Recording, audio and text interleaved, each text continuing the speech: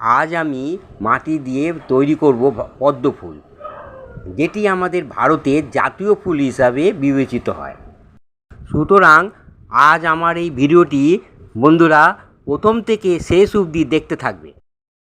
প্রথমে একটা পদ্ম ফুলের ছবি সামনে রাখবে, সামনে রেখে তারপর একটা কাগজের উপর পেন্সিল দিয়ে ঠিক ওই রকম দেখে দেখে পদ্ম ফুলটা কিন্তু আঁকতে হবে। পুরো পুরো যেরকম আছে ঠিক সেই রকমইভাবেই আঁকতে হবে।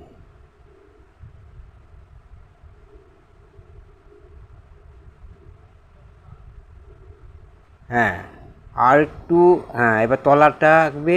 হ্যাঁ, পুরো এই পদ্ম ফুলটা আঁকা হয়ে গেল। একটু ভালো করে যাতে স্পষ্ট বোঝা যায়, পুরো পাপড়ির ধারগুলো একটু পেন্সিল দিয়ে ঘষে ঘষে যেন বোঝা যায়। এইবার মাটি দেবে, ঠিক ওর ওপরই মাটি বসাতে হবে। মাটি বসে যাতে সেই দাগের বাইরে যেন না যায়। আচ্ছা, মাটিটা কিন্তু আরেকটা কথা বলছি, এঁটেল মাটির সঙ্গে কিন্তু সেই গঙ্গা মাটি বালি আছে তার মেশাতে হবে, তা নাহলে এটা করা যাবে না।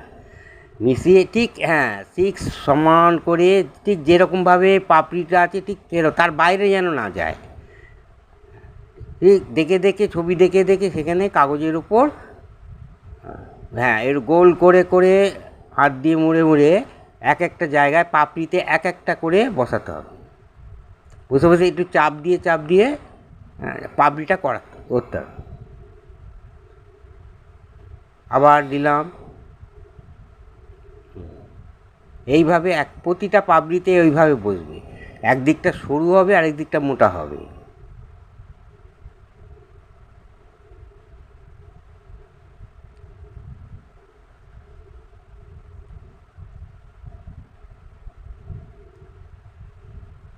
প্রতিটাতে পাপড়িতে মাটিতে এইভাবে দাগের বাইরে যেন না যায়, লক্ষ্য রাখতে হবে দাগের বাইরে যেন একদম না যায় কোন মাটি।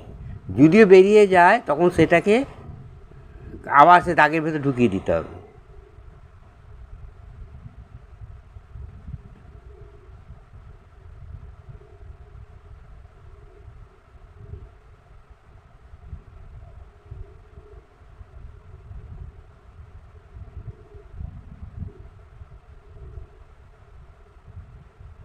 এবার তলার পোর্শনটা, তলার যে পাপড়ি আছে সেখানে ঠিক সেইভাবে মাটিটা দিতে হবে। আর মাটিটা কিন্তু একটু নরম হয়, বালি মাটি মিশিয়ে করতে হবে, পুরো এঁটেল মাটি দিলে হবে না।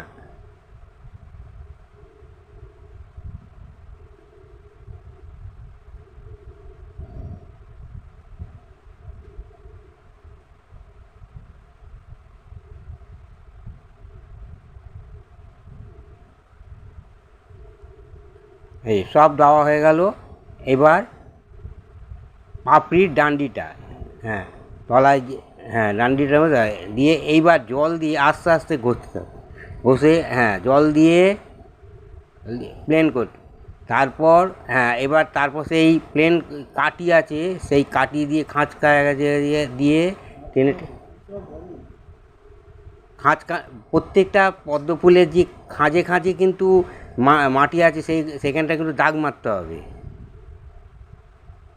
কাঠি দিয়ে দাগ মেরে মেরে ডিজাইনটা করতে হবে। হয়ে গেল। এইবার, হ্যাঁ, এবার দাগ দিয়ে হ্যাঁ, ধারগুলোকে যাতে স্পষ্ট ফুটে ওঠে, পাপড়িটা যেন বোঝা যায়। হয়ে গেল পদ্ম ফুল, আমাদের ভারতের জাতীয় ফুল পদ্ম ফুল। যদি এই ভিডিওটি ভালো লাগে তাহলে শেয়ার করুন এবং এই চ্যানেলটি ফলো ও সাবস্ক্রাইব করুন।